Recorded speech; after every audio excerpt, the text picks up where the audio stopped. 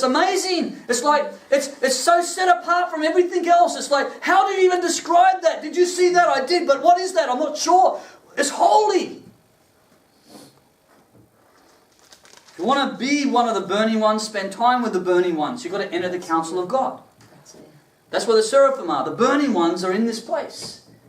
And if you want to become one of them and become a messenger that has the power of God in the message, you need to learn how to go into this place. Spend time with God, the burning one, you become like Him. Holy, holy, holy is the Lord Almighty. That's the Lord of hosts. The whole earth is full of His glory, and at the sound of their voices, the doorposts and the thresholds shook, and the temple was filled with smoke. Can you imagine us having a worship time where the doorposts start to shake? Did you know that it is possible when we're worshipping, if we worship in spirit and truth, that we actually do enter this place and we're actually joining the angels worshipping Him? There's an agreement between heaven and earth in that place of worship. As long as you are truly worshipping in spirit and truth. If you're worshipping by faith, you enter into this place and you're worshipping. Heaven and earth is in agreement. That's entering the counsel of God. Woe to me, I cried, I'm ruined, for I'm a man of unclean lips, and I live amongst a people of unclean lips, and my eyes have seen the King, the Lord of hosts. Then one of the seraphim flew to me with a live coal in his hand, which he had taken with tongs from the altar, and with it he touched my mouth, and he said, See, this has touched your lips, your guilt is taken away, and your sin is atoned for. And then I heard the voice of the Lord saying, Whom shall I send, and who will go for us? And I said, Here I am, send me. Just as it was with Elijah, now Isaiah the prophet enters the counsel of God. He enters the throne room of God. And as he enters the throne room of God, he's bringing obviously petitions, intercession on behalf of the nation, because the king has died. King Uzziah has died, and the nation is at a crisis point. Now the prophet has to represent God, and what does God want to say about this? What is God's message for the nation? And by the way, the nation's in crisis, and I fear for the nation, so I'm talking to God, and he's in the middle of this intense prayer meeting, and suddenly he finds himself in the very throne room. Again, whether you see yourself in this place or not doesn't matter. By faith, you enter in. You've got to understand this. By faith, you enter in. And by the way, when you're worshipping and you close your eyes, sometimes you'll start to see some things start to come to you. You start to see the fire of God. You start to see some of the glory of God. So my point is here, as he enters into God's throne room, this is where the council is surrounding the throne. And he enters into this place. Now he's actually part of the council. He's now joined the heavenly council. I'll just explain this to you very quickly. In the Old Testament, under David, now David only ever did what God showed him to do in regards to the tabernacle of David. So, as it was with Moses, God said to Moses, whatever I show you from the heavenly plan, you must accurately represent the heavenly plan in how you build the earthly tabernacle. And God said the same thing to David. And so, according to God's heavenly plan, David establishes the tabernacle, and then he sets the plans for the temple under Solomon. Before Solomon builds the temple, actually David's the one that gave him all the plans. David actually enters the heaven's council. He enters the courtroom of heaven. He sees how it runs, how the heavenly temple is functioning, and then he says, this is how it is, and we need to represent this in the earth. So you get now an earthly council representing the heavenly council. For those of you who are aware, Matthew chapter 16, Jesus says, I'm going to build my church, and the gates of Hades will not overcome it. The word church is ekklesia. Ekklesia is a Greek word that was the name of the government of the city. the governmental ruling body of the city. So we, the church, the New Testament says that we are the royal priesthood. We are the ecclesia. We are God's representative government in the earth. But you need to know that God has a government in heaven. And when the earthly government meets with the heaven's government, that's when the power of heaven can be released into the earth. And this is what it means to be a true prophet or a true apostle or a sent one of God, a true representative for us as the church to function with the power that God has promised us. We've got to learn how we connect.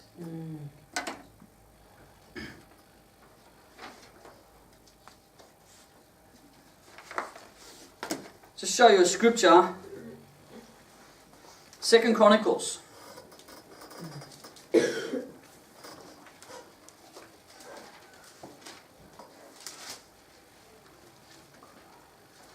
Second Chronicles chapter 18.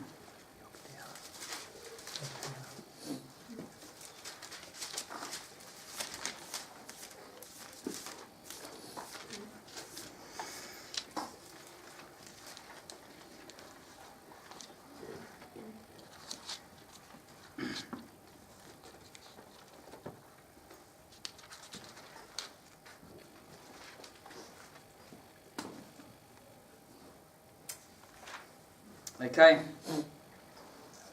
King Jehoshaphat is the righteous king of Judah. Ahab is the wicked, unrighteous king of Israel. Jehoshaphat marries Ahab's daughter. A righteous king, that's what's happening here, verse 1. A righteous king marries a wicked, compromised king's daughter, and therefore now enters covenant through marriage with the house of Ahab. Jehoshaphat is one of the most righteous kings of Israel, but in this, he was very stupid in this issue. So what happens is, Ahab is going to war, and Ahab needs an ally, so he calls on Jehoshaphat to join him in the war against their enemies. And so Jehoshaphat goes to join him, and they sit down on thrones. And this is where we come. There's a prophets of Yahweh come before the throne. Now there's prophets of Yahweh. Yahweh is the true and the living God, yeah? These are not prophets of Baal. These are prophets of Yahweh. But these are Ahab's prophets of Yahweh. Ahab and Jezebel have prophets of Yahweh. In other words, they're false prophets. They say that they're worshipping the true and the living God, but they're false prophets. They're compromised in a compromised system.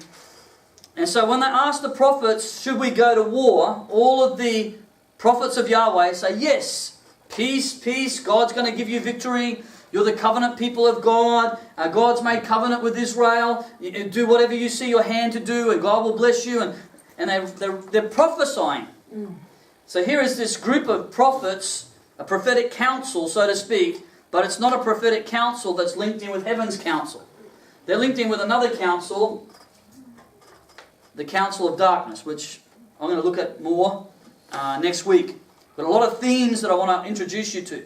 You can be tapped into heaven's council, or you can be tapped into another council, where Satan and his deceiving spirits are speaking into the hearts and minds of even the church.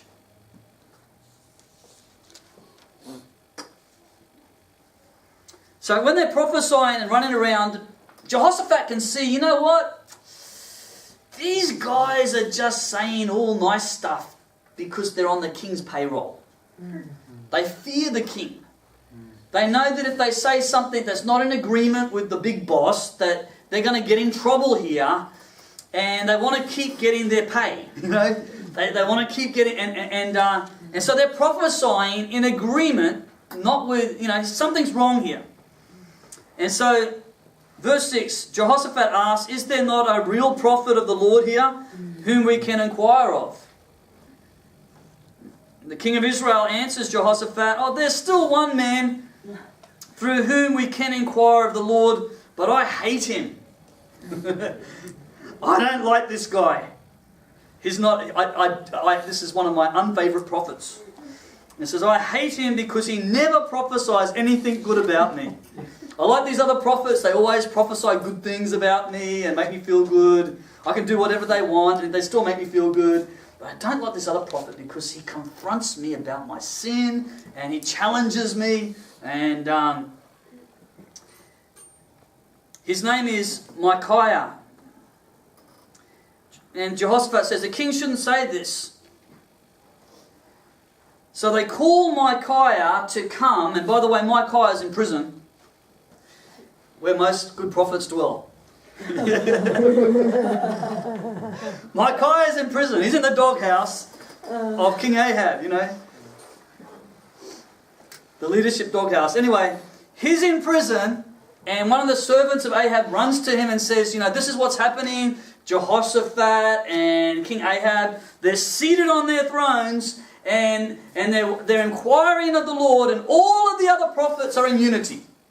All the other prophets have total unity and agreement, saying that God is going to bless them in this war, and God's going to be with them, and they're going to have victory. Can you please agree with the other prophets? You know, can you please just say something nice in your prophecy? And so this is where we get to. Okay, verse 12. The messenger who had gone to summon Micaiah said to him, look, as one man the other prophets are predicting success for the king. Let your word agree with theirs and speak favourably. But Micaiah said, as surely as the Lord lives, I can tell him only what my God says. And when he arrived, the king asked him, Micaiah, shall we go to war against the Ramoth Gilead, or shall I refrain? Attack and be victorious, he answered, for they will be given into your hand. The king looked at him and said, how many times must I make you swear to tell me nothing but the truth in the name of the Lord? Because this guy's kind of, yeah, go, victory, you're going to, no problem, yeah. One of the other prophets, by the way, was made iron horns. And he said, you're going to gorge your enemies with iron horns, you'll be victorious. And so Micaiah's going, oh yeah, victory, do whatever you want, God's going to bless you, yeah, whatever you want to do, do it. He's going, come on, Micaiah, what is God really saying? Now listen to this. Verse 16, then Micaiah answered, I saw all of Israel scattered on the hills like sheep without a shepherd. The Lord said, these people have no master, and let each of them go home in peace. The king of Israel said to Jehoshaphat, didn't I tell you? He never prophesies anything good about me. He only prophesies bad stuff. Micaiah continued, therefore hear the word of the Lord, and this is what I saw. Now this is where Micaiah's prophecy comes from. Listen to this. This is what I saw. I saw the Lord sitting on his throne, with all of the hosts of heaven standing on his right and on his left. Micaiah entered the courtrooms of God. He entered the council of God. It's very interesting because if you go back to verse 9, Micaiah in the natural enters King Ahab's palace and King Ahab's royal court, and on two thrones, it says here, verse 9, dressed in their royal robes, the king of Israel and Jehoshaphat, king of Judah, were sitting on their thrones at the threshing floor by the entrance of the gate of Samaria, with all of the prophets prophesying before them. And by the way, they would have had all of their soldiers and all of their army and all of their elders and leaders would have been around their throne. So here's these two kings in the natural, in all of their glory, with all of their robes, with all the prophets prophesying. It looks like the council has convened. But Micaiah says, no. I saw the Lord sitting on his throne. And I saw around his throne those multitudes that serve him. I saw the heavenly throne room.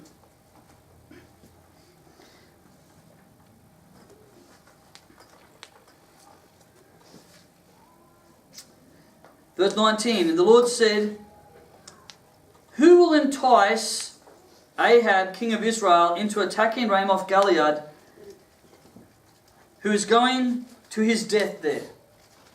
So the Lord God is on his throne, and his judgment for King Ahab has come, the time of judgment. And it says that here is God on his throne. All around his throne there are these angelic beings that have gathered.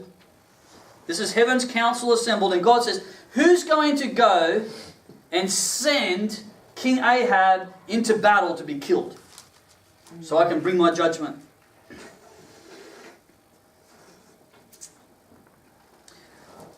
One suggested this and another that. So there's this conversation going on. There's a conversation in the council of God. What about if we do this? Or what about if we do that? And sometimes, by the way, when we gather together, like you have a prayer meeting and where you can enter into, Lord, what about this? Or what about that? What's on your heart, Lord? There's a discussion going on before the throne of God. Doesn't mean we instantly know what God's will is, but we're saying, God, what about this? What about that? What is your will in this situation? This is going on in a council. If you go into a city council, there are people talking, discussing back and forth. Finally, a spirit came forward. A spirit is dealing with one of the angelic beings, came forward, stood before the Lord and said, I will entice him. By what means will you entice him, said the Lord. I will go and be a lying spirit in the mouth of the prophets, he said. Then you'll succeed in enticing him. Go and do it, said the Lord. Now, this is probably not a good angel. This is probably a bad angel, a bad spirit, because he wants to be a lying spirit. Okay, and good angels don't lie. Okay, and again, we're going to look at this again next week, and we're going to see some more things. Job chapter 1, that whole thing, when all of the sons of God gather around the throne of God, in Job chapter 1, Satan turns up in the council of God. That's it, yeah. That's it, yeah. So this is a lying spirit. This is a bad spirit, but God says, you have permission, go and do your task, because what you're going to do is going to fulfill my will of judgment for Ahab. So God even has sovereignty over the demonic powers, ultimately. Okay. So, I will go and be a lying spirit in the mouth of the prophets, he said, and you'll succeed in enticing him to his death. So now the Lord has put a lying spirit in the mouth of these prophets of yours, and the Lord has decreed disaster for you. Now, the interesting thing is this. It's like God, through the prophet, is giving Ahab his last chance. Because Micaiah the prophet saying, Ahab, king, this is what I saw happen in the throne room of heaven. You need to know what's going on. You need to know the decrees that have been declared there. You need to know that there is a lying spirit in the mouth of these prophets, and he's been sent to send you into battle to be killed. And God has agreed. What's happening here is that this is like your last chance. If you really believe that I'm a true prophet, listen to your warning. If Ahab had listened to this warning, if he'd discerned the true and the false prophets, if he'd had tested the spirits behind the prophets, then he would have taken that warning. And that's also, notice, God allows his prophet to be able to tell the king what's going on. For some reason, both Ahab and Jehoshaphat do not listen to Micaiah. And they both go to war. And Ahab says this. Ahab, I think, maybe half listens. And he thinks, man, I might die today. So Ahab dresses like a normal soldier. He says to King Jehoshaphat, you dress like the king. You wear your crown and you dress in all your royal robes. I'm just going to dress like a normal soldier and let's go to battle. You know, when you go to war, everyone's trying to kill the king. You know, it's like everyone wants, if I was the one that killed the king, it was my arrow that did it. You know, all the enemy would focus on the king. So here's Jehoshaphat, who is, because he's aligned himself with an unrighteous man. That's it. He's aligned himself with someone who's deceived. He's now coming under deception. Wake up. It's like practically, why would I want to go with a big target on me and you're hiding in the bushes? You know, but King Jehoshaphat says, okay, I'll go. And they all start to try to kill King Jehoshaphat, and a stray arrow, because the hand of the Lord was on it, a stray arrow, by mistake, in man's eyes, but by design in God's, a stray arrow hits Ahab and he gets killed. Jehoshaphat flees, almost killed, And in chapter 19, when Jehoshaphat, king of Judah, returned safely to his palace in Jerusalem, Jehu the seer, the son of Hanani, went out to meet him, and he said to the king, "Should you help the wicked and love those who hate the Lord? Because of this, the wrath of the Lord is upon you." A great judgment came on Jehoshaphat because he aligned himself with an unrighteous person and came under the deceptions of that unrighteous person. But you see, Jehu had been in the counsel of the Lord too. It comes with the true word of the Lord for the king. I want to finish by looking at the book of Genesis, chapter 5.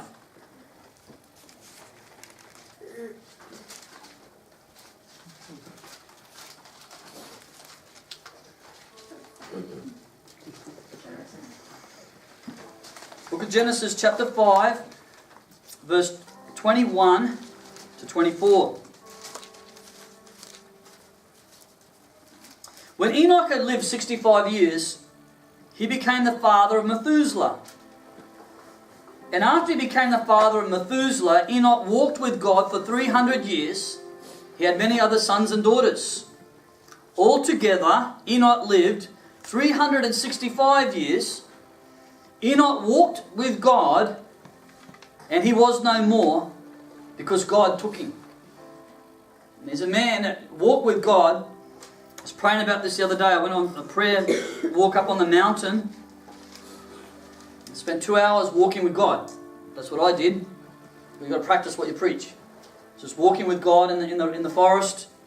I'm thinking about Enoch, who just walked with God, and he was here amongst men, and then suddenly he disappeared. He was taken up to heaven. He's taken. But then the Lord reminded me, he walked with me for 300 years.